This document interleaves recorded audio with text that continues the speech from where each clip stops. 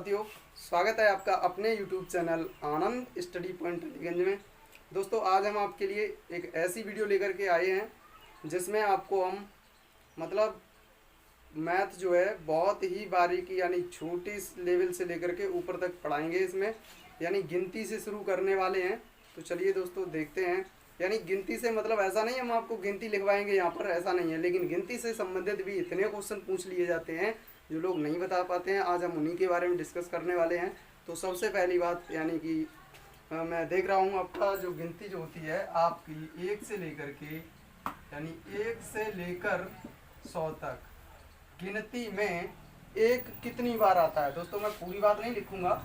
1 से लेकर 100 तक गिनती में एक कितनी बार आता है, तो मैं बता देता हूँ कौन सा अंक कितनी बार आता है 1 से लेकर के 100 तक गिनती में। तो 1 से लेकर के 100 तक गिनती में एक जो है कितनी बार आता है, वो आता है आपका 21 बार। कितनी बार आता है? 21 बार। अगर हम बात करें जीरो कितनी बार आता है, तो दोस्तों जीरो आता है आपका 11 बार। 1 से लेकर के 100 तक गिनती में जीरो आता है 11 बार। और बाद बाकी अंक जो आपके 2 से लेकर 9 यानी 2 से 9 तक अंक जो हैं, अंक सभी 20-20 बार आते हैं। 20-20 बार आते हैं। अर्थात मेरा कहने का मतलब ये है कि 2 हो, चाहे 3 हो, चाहे 4 हो, चाहे 5 हो, चाहे 6 हो, चाहे 7 हो, चाहे 8 हो या 9 हो, ये सभी अंक जो हैं 1 से लेकर के 100 तक गिनती में 20-20 बार आते हैं। आप गिन सकते हैं और देख भी सकते हैं। दोस्तों एक और क्वेश्चन पूछा जाता है। क्या पूछा जाता है कि इकाइयों का योग कितना होता है। इकाइयों का योग कितना होता है। तो इकाइयों का योग नोट पॉइंट में मैं ये क्वेश्चन नहीं लिख रहा हूँ, मैं सीधा आंसर लिख रहा हूँ। इकाइयों का योग कितना होता है, वो होता है आपका 45। इकाइयाँ होती कौन कौन सी हैं, यानी 1 2 3 4 5 6 7 8 9, ये सभी आपकी इकाइयाँ हैं। और 1 से लेकर के 9 तक गिनती का योग जो होता है वो आपका होता है 45 के बराबर। तो दोस्तों अब हम संख्याओं के बारे में बताने वाले हैं। संख्याएं क्या होती हैं, संख्याएं कैसी कैसी होती हैं, यानी किस किस प्रकार की संख्याएं होती हैं जिसमें लोग बहुत अटकते हैं। तो हम आज उसी के बारे में बात करने वाले हैं। जैसे कि संख्याएं 2 प्रकार की होती हैं। कौन कौन सी? वास्तविक संख्याएं और काल्पनिक संख्याएं। तो दोस्तों संख्याओं के 2 भाग हुए, वास्तविक और काल्पनिक। तो दोस्तों वास्तविक संख्याएं किन्हें कहेंगे और काल्पनिक संख्याएं किन्हें कहेंगे, तो हम आपको उदाहरण सहित लिख भी देंगे। पहले आप सुन लीजिए सही से और आपके अच्छे से समझ में आ जाएगा, तो हम उसको लिख भी देंगे। ठीक है दोस्तों। तो वास्तविक संख्याएं किन्हें कहते हैं? वास्तविक संख्याएं वे संख्याएं होती हैं जिनका वर्ग करने पर हमें धनात्मक मान प्राप्त होता है। यानी वे संख्याएं जिनका वर्ग करने के बाद हमें धनात्मक मान प्राप्त हो जाए, वे सभी आपकी वास्तविक संख्याएं कहलाएंगी। ठीक है दोस्तों।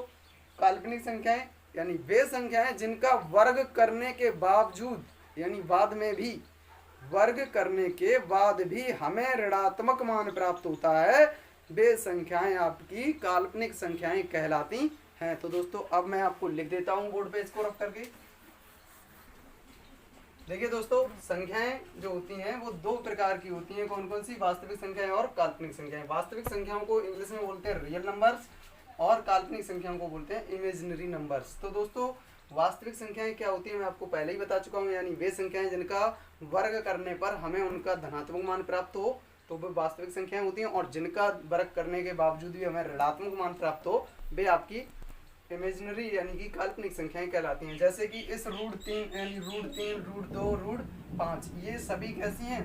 ये सभी आपकी वास्तविक संख्याएं हैं। देख लीजिए, इसको हम वर्ग करें, इसका वर्ग करें, इसका वर्ग करें, या यहाँ पे हम लिख लें -1 या -2, है ना। तो इन सब का वर्ग करेंगे तो देखो ये तो निकल के आ जाएगा 3 और ये निकल के आ जाएगा 2 और ये निकल के आ जाएगा 5, अंडर हट जाएगा। लेकिन इनका वर्ग करेंगे तो माइनस का वर्ग होगा तो ये आ जाएगा +1, इसका वर्ग होगा तो ये आ जाएगा +2। ठीक है दोस्तों। पर यहाँ पर अगर हम करें, यहाँ पर अगर वर्ग करें तो ये तो आपका सॉरी 1 मिनट, ये सभी उदाहरण गलत, यहाँ पे अंदर लगेगा माइनस। ठीक है दोस्तों, यहाँ लगी। तो इनका अगर हम वर्ग करते हैं तो अंडर रूट तो हट जाएगा, लेकिन ये माइनस का वर्ग नहीं हो पाएगा क्योंकि अंडर रूट का हुआ है मात्र। तो यहाँ पे -3 निकल के आएगा और यहाँ पे निकल के आएगा -2 और यहाँ पर निकल के आएगा -5। ठीक है दोस्तों। तो ये आपकी कैसी हैं, इमेजिनरी नंबर्स हैं। तो दोस्तों देख लीजिए आप, और इनका स्क्रीनशॉट लेना चाहते हैं तो ले सकते हैं। चलिए हम इसको रफ करते हैं। देखिए दोस्तों, अब हम जानते हैं सम संख्याएं कई प्रकार, जो आपकी वास्तविक संख्याएं जो होती हैं उसके कुछ प्रकार हैं। जैसे सबसे पहले आता है सम संख्याएं, और इससे भी पहले मैं आपको एक बात और बताना चाहूँगा, यानी प्राकृतिक संख्याएं क्या होती हैं। प्राकृतिक संख्याओं को इंग्लिश में बोलते हैं नेचुरल नंबर, यानी प्राकृतिक संख्याएं। तो मैं ज़्यादा नहीं लिखूंगा, सिर्फ बताऊंगा ज़्यादा और उदाहरण के तौर पे कुछ दूंगा। तो इन्हें बोलते हैं इंग्लिश में नेचुरल नंबर। ठीक है दोस्तों, नेचुरल नंबर्स। ठीक है दोस्तों, तो देखिए ये क्या होती हैं, एक से मतलब एक से लेकर के अनंत तक, एक से अनंत तक जो भी सभी संख्याएं आएंगी वो सभी कैसी होंगी, वो आपकी प्राकृतिक संख्याएं यानी नेचुरल नंबर होंगी। ठीक है दोस्तों, मैं लिख नहीं रहा हूँ हिंदी, इतना ही लिखूंगा शॉर्ट में, और उसके बाद मैं आपको बताऊंगा। अब आती हैं सम संख्याएं। तो सम संख्याएं किसे कहते हैं दोस्तों? सम संख्याएं वे संख्याएं होती हैं, सम संख्याएं वे संख्याएं होती हैं जिनको या जिनके पीछे 2, 0, 2, 4, 6, 8 आते हैं। वे सभी जो होती हैं आते हैं, वे सभी जो आपकी हैं सम संख्याएं कहलाती हैं। इनको इंग्लिश में बोलते हैं इवन नंबर्स। क्या बोलते हैं? Even numbers.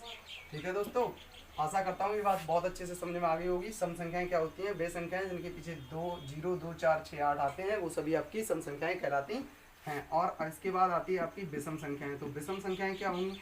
इनके सबके बीच में आने वाले अंक ही आपके विषम संख्याएं कहलाती हैं। और विषम संख्याओं को इंग्लिश में हम बोलते हैं ऑड नंबर्स। क्या बोलते हैं? Odd numbers. तो ऑड नंबर्स क्या होते हैं? वे संख्याएं जिनके पीछे 1, 3, 5, 7 और 9 आते हैं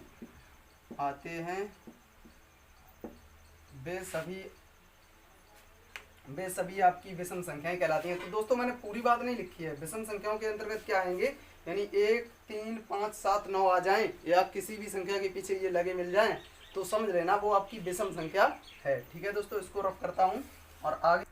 तो दोस्तों अब हम जानेंगे भाज्य संख्याएं और अभाज्य संख्याएं, यानी कि भाज्य संख्याएं कौन सी संख्याएं होती हैं। तो देखिए दोस्तों, भाज्य संख्याएं क्या होती हैं? भाज्य संख्याओं को इंग्लिश में बोलते हैं डिविजिबल नंबर। भाज्य संख्याएं इंग्लिश में बोलते हैं डिविजिबल नंबर, डिविजिबल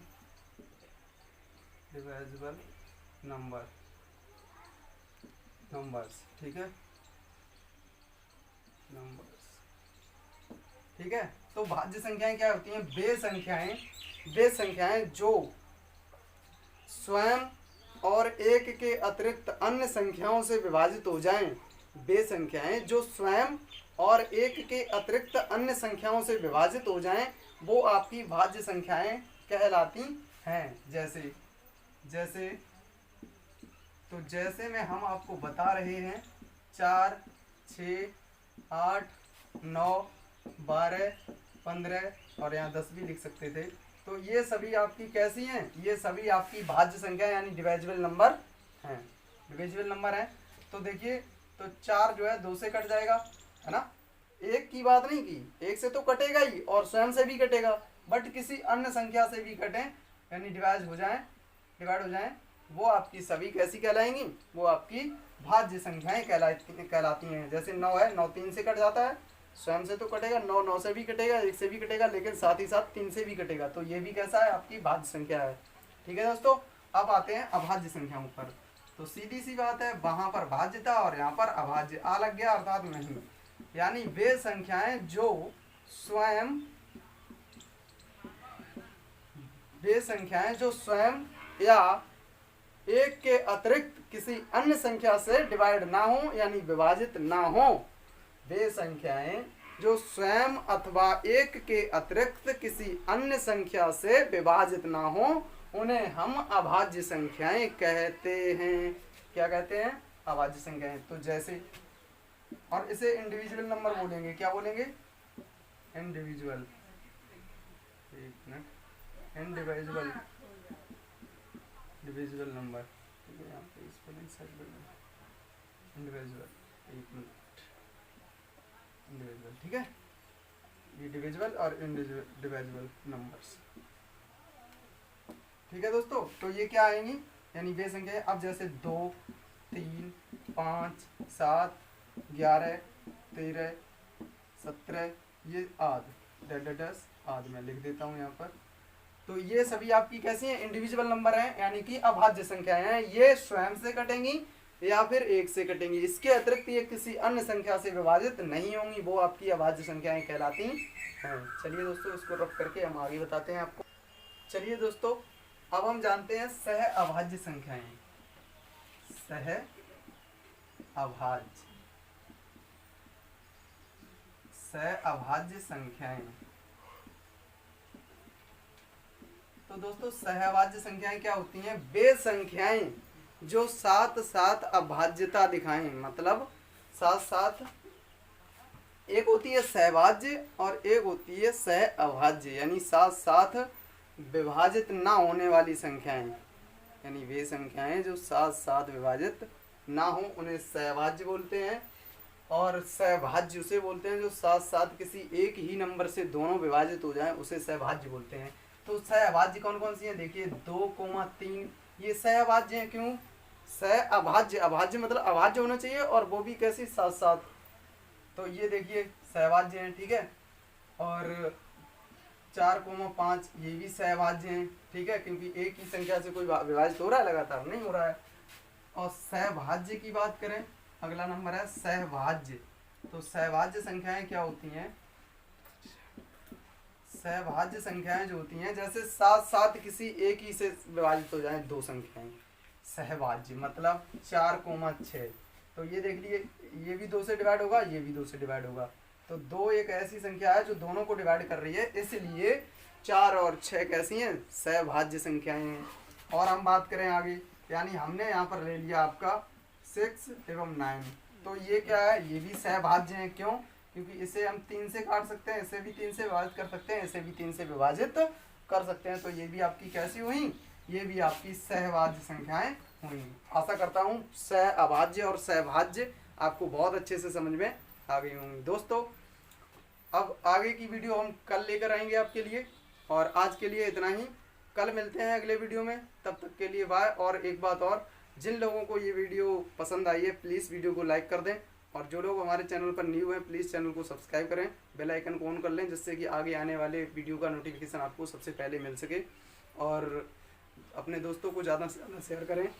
चलिए दोस्तों, मिलते हैं अगले वीडियो में, तब तक के लिए बाय, थैंक यू।